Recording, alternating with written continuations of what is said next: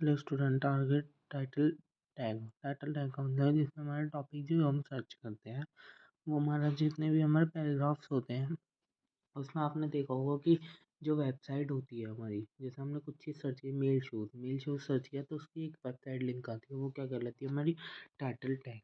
और उसके नीचे जो पैराग्राफ टाइप में लिखा होता है वो क्या कहलाता है मैट्रिक्स।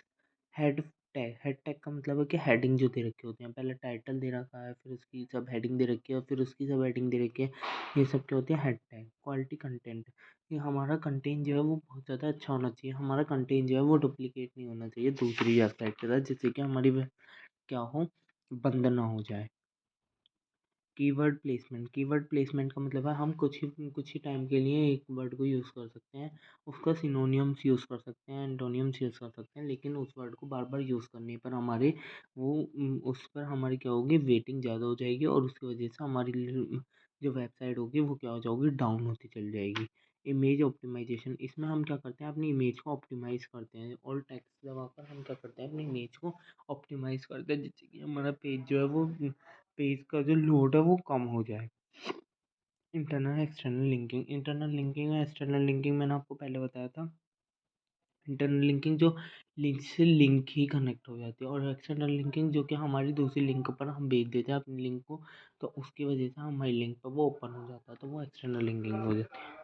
मोबाइल फ्रेंडली डिज़ाइनिंग मतलब कि अगर हम कोई भी इसका रेस्पॉन्स नहीं देते हैं, रेस्पॉन्सिवनेस नहीं देते हैं, अगर हम जैसे कि हमने कोई डाटा जो है वो डेस्कटॉप के हिसाब से बनाया है, अब वो हमने फ़ोन में खोला तो हमारी आधी स्क्रीन पर आ रहा है, आधा नहीं आ रहा। वो डेस्कटॉप अगर हम कंप्यूटर के डेस्कटॉप पर खोलेंगे तो वो पूरा आ रहा है, तो हमें क्या करना होगा, अगर हमें रेस्पॉन्सिबिलिटी देनी, हमें क्या करना होगा, रेस्पॉन्स देना होगा। अगर रेस्पॉन्स देंगे तो हमारा वो क्या होगा, शॉर्टली ऑप्टिमाइज हो जाएगा। यूआरएसएल, यूनिवर्सल रिसर्च लोकेटर, जो कि हमारा क्या होता है, लिंक के हिसाब से डिवाइड हो जाए, मतलब कि जैसे कि जो हमने कंटेंट उसमें लिखा है वो हम अपनी लिंक में उसमें से एड्रेस डाल देते हैं, जिससे कि वो क्या हो सके, हमारी उससे कनेक्ट हो सके, उस कंटेंट से क्या हो सके, कनेक्ट हो सके कि हमारा ये कंटेंट इस मेथड के ऊपर है। सिग्मा मार्कअप का मतलब है कि जितने भी गूगल्स, जैसे कि हमारे गूगल्स में हमने कंटेंट डाला अपना, गूगल्स की वेबसाइट्स का कंटेंट डाला, अपना कंटेंट डाला, उसके बाद हमारे क्या हुआ, हमारा कंटेंट ज़्यादा अच्छा है तो उसमें से क्या होगा कि गूगल्स कुछ क्वेश्चंस डाल देगा, क्वेश्चन आंसर डाल देगा, जिससे कि उनमें जो हुई हमें कोई दिक्कत आएगी तो हम उन क्वेश्चंस को टाइप कर कर उनका आंसर हमारा जो आ जाएगा वो सिग्मा पर आ जाएगा। फ्रिक्वेंटली आस्क्ड क्वेश्चन के एक साइड होगी, साइड में ही वेबसाइट की साइड में दे रखा होगा, उससे हमारा उसमें से आंसर आ जाएगा। सोशल शेयरिंग वही है कि सोशल मीडिया पर जो शेयर कर देते हैं अपने इंस्टाग्राम वेबसाइट्स, जो हम सोशल मीडिया दिखा देते हैं नीचे अपनी वेबसाइट्स में कि हम इंस्टाग्राम पे भी हैं, वेबसाइट्स पर भी हैं, ये सब चीज़ें होता है। यूज़र एक्सपीरियंस का मतलब कि हमारा प्रॉपरली स्पेसिंग होनी चाहिए, प्रॉपरली डिज़ाइन होना चाहिए, प्रॉपरली वर्ड्स का मीनिंग होना चाहिए, प्रॉपरली वर्क होना चाहिए, सब चीज़ें। सिक्योर वेबसाइट का मतलब कि जो कि हमारी वेबसाइट जो है सिक्योरिटी से होती है, जिसमें HTTPS लग जाता है।